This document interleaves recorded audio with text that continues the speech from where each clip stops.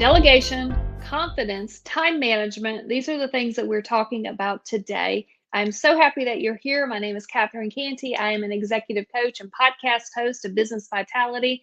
And I want to share this conversation with you. It'll be a part of this conversation with Jason Wright. And he likes to make decisions. And so I figured, why not just throw a whole bunch of leadership questions and business vitality questions at him? Because I believe at the core of business are solid leaders with solid leadership that are allowing them to grow themselves, which in turn allows you to grow the business and grow what's around you. So we talk about delegation, we talk about confidence, we talk about time management. I feel like the struggle of time management is real with everyone.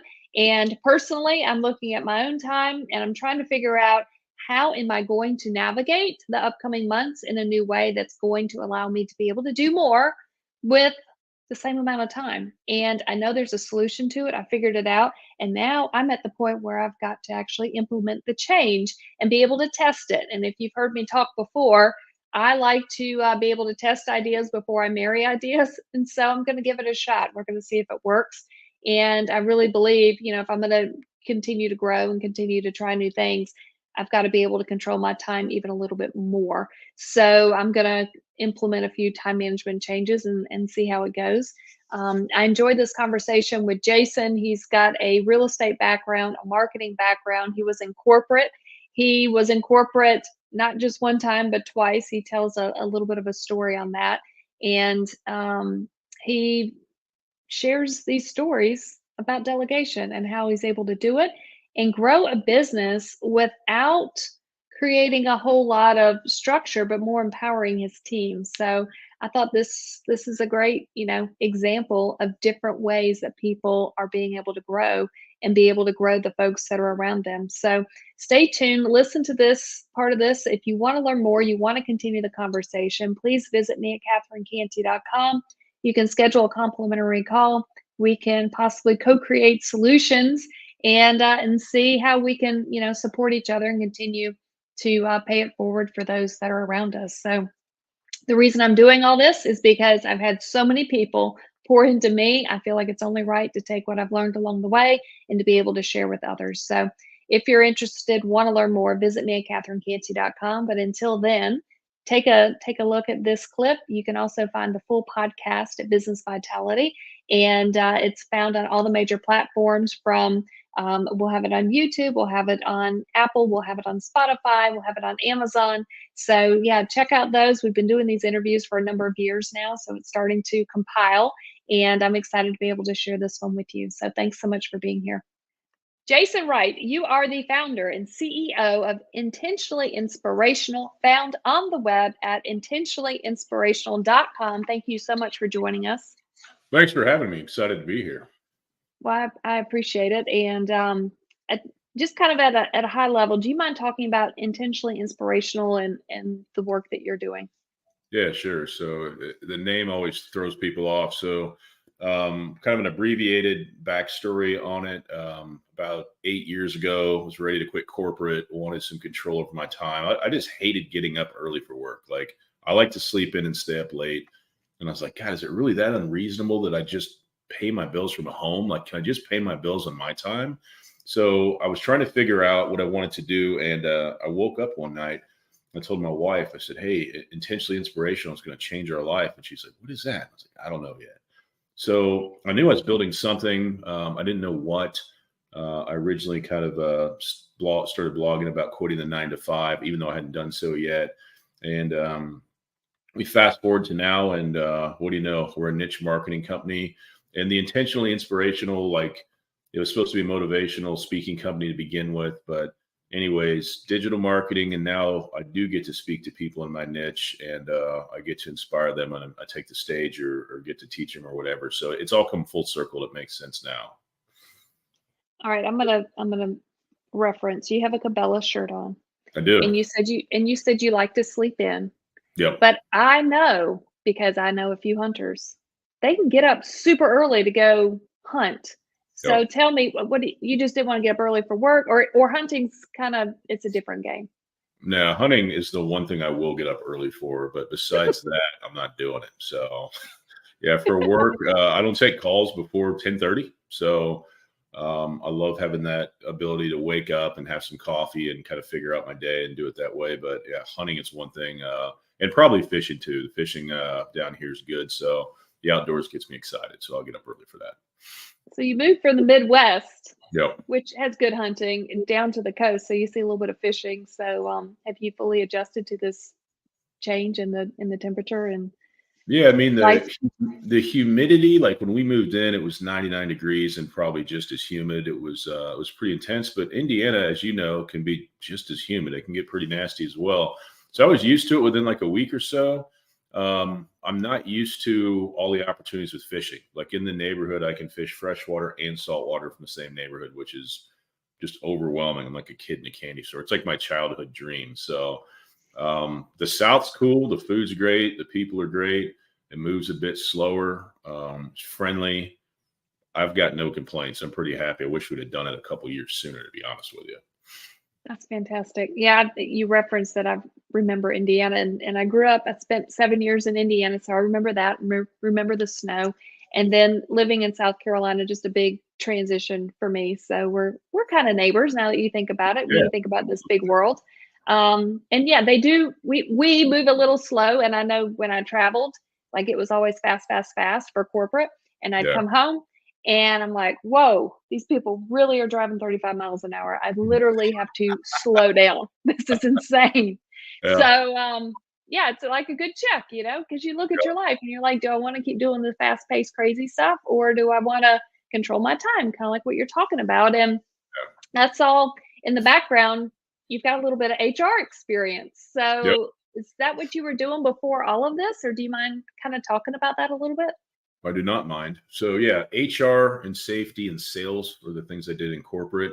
The thing that was kind of the common thread among those is all of them involve people, right? I've got great people skills. I'm an extrovert, but with HR, I got kind of I did a lot of hiring. I did a lot of employee relations. I like the hiring better than the employee relations because, like anybody who's in therapy or whatever, I imagine it gets heavy hearing about people's problems. And my problem was I just got to the point where I was just like, what's the question or what do you need? Like, I don't want to hear the story. Just tell me what you need. And that's not a good fit for employee relations. So I was like, it's probably time to move on. So So so you woke up one day yeah, thinking about this transition. You yeah, told your wife, hey, this is going to change our lives. yeah. What's that process like? And how do you even get started? Yeah, it's pretty hard because it's a hard sell. So I had made a little money in the past online. Back in the day when people used to hack SEO, I made a little money. A guy on Craigslist hired me to like rewrite a bunch of articles. It was like word stuffing, but I made like $100 online doing this for a guy. So I'd made a little money online before, and I knew there was all kinds of things you could do. And I was just fascinated by the idea of like, man, I just want to wake up, make money from home and do it on my time. So I hadn't really looked at digital marketing. I was actually focused on trying to speak and create content when I started, but I quickly realized I have no audience. I don't really have anything to talk about, I didn't think. And I learned marketing kind of on accident. So before any of that, I convinced my wife that we were going to quit the job and start a neighborhood magazine. Right. I was like, these high-end neighborhood magazines are great. It'd be the greatest thing ever. And she's like, you're not going to stop, are you? Like, if it's not this, it's going to be some other opportunity. Like, this isn't going to end, is it? I was like, no, like I'm done. I'm over it. So horrible decision. I thought I had 6 months of money saved up. It was about 2.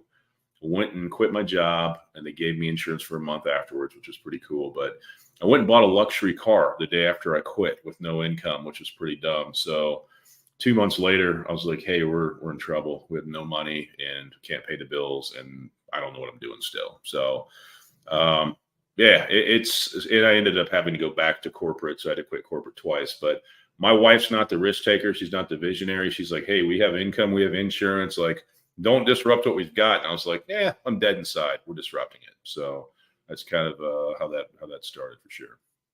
And you're still married? I'm still married. So If you she made it would through? if she would have had a career option or something that she thought was viable, I may not be. It was pretty rough on the marriage. There was about 2.5 years was pretty rough.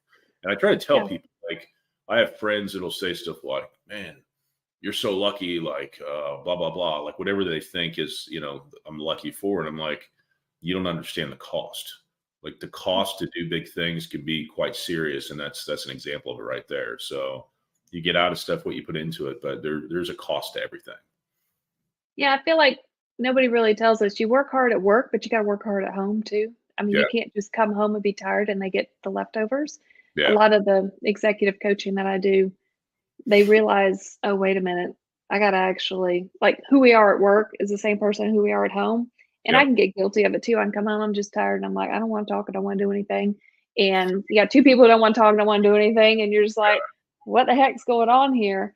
Yeah. So yeah, it's work everywhere. And it's something that you just said earlier when you were talking about the HR and the onboarding and just the employee relations part is it's heavy. So you said you're very good at making decisions of like, what is the problem, and let's make a decision. Yeah. And Let's in handle business today, talk about it. Like, talk about how is that just in your DNA? Did you come to this overnight? Like, talk about the decisiveness that you're able to offer. It's in my DNA. So everybody's got strengths and weaknesses. If you need a decision made now, I'm the guy, because I'm going to make one. And even if it's wrong, we're going to ride it till the wheels fall off. So hesitating with stuff like that is not something I struggle with. And it works out well, where I'm strong, my team's weak, and where my team's weak, I mean, somebody else is strong. So I don't kid myself. I'm not great at everything, but what I'm good at, I'm really good at, because I focus on going from good to great in the little lanes that I'm good at. And that's what we should all do. So talk about, you said you'll stay with it until the wheels fall off. yeah. But obviously at some point you realize that, oh my gosh, we just lost a wheel. Do you readjust, or how do you? Yeah, I mean, if we look at the example of the first time I quit corporate, when I'm at the house in Indiana, I was up on the third floor, which is like a finished bonus room. And I remember looking at the spreadsheet for our bills going, we owe X, and I literally have nothing. That's a problem. So yeah, in that case, there's nothing else to ride. Like the wheels are off and the train's scooting off the track. I actually had to reach out to one of my aunts and say, hey, can you help us buy food for a couple of months while I figure some things out? Because the kids were small. I leveraged her emotion for that a little bit. She's like, I'll help you for 6 months on food, but the rest is on you, and then you're done. So I had to get a job about 5 months in, because I was like, this isn't going to work. But I was like selling guns and tools and doing landscaping. I was at FedEx, and I was working my face off. I just couldn't make enough money fast enough to keep it going. So in that case, I failed. It's over. Got to pivot and go to plan B. Okay, so you also made a reference earlier that you've got a team in place now. Yeah. So this is like, how many years are we fast forwarding through this? So we are 8 years this month. Okay, well, congratulations to you. Thank you. Because that's you, and to your wife, I would like to say, because I'm sure she's been along with the journey as well. And I'm married to a serial entrepreneur, so I can relate that we're in it together. The ups, the downs, and then people just think it's an overnight success, and it's not. I always tell people it is overnight, as long as overnight's 8 years, so. Yeah.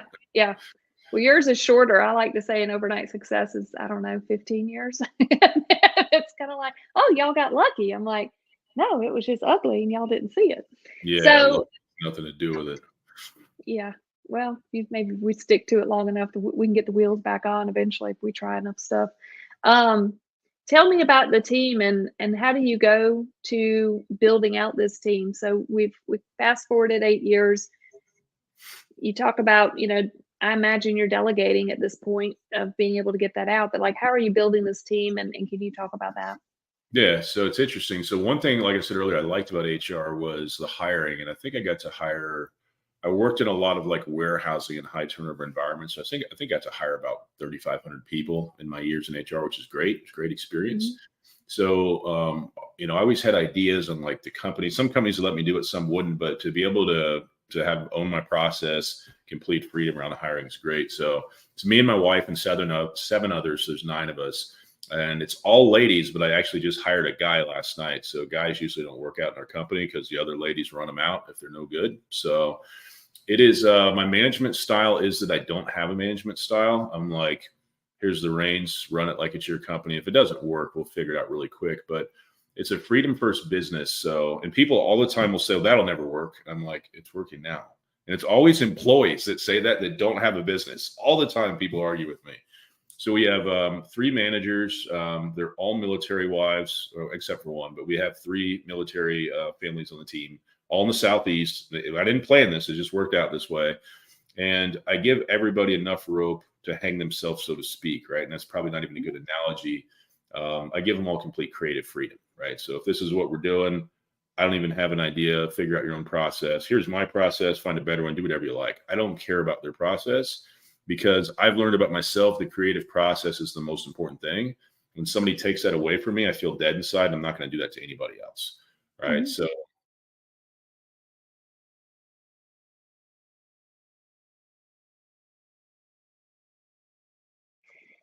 Thank you so much for letting me share a portion of this interview with Jason Wright. I really enjoyed our time. And as you can tell, he started just telling me how he likes to be decisive and make decisions. So I figured let's pivot and let's just power question him a few leadership topics that are allowing him to lead the company and lead the business. And he talks about delegation, he talks about confidence, he talks about time management. If you're interested and you want to hear the rest of it, he's got thoughts around being consistent, being patient, keep learning where you are. And I just enjoy these types of conversations along the way, and I love to be able to share them. If you want to continue the conversation, you can find more about me at catherinecantey.com. You can book a complimentary call, and we can see if we can co create a solution. And I'm extremely happy that you're here. You can find more about us at catherinecantey.com or LinkedIn. And until then, thank you so much. Bye.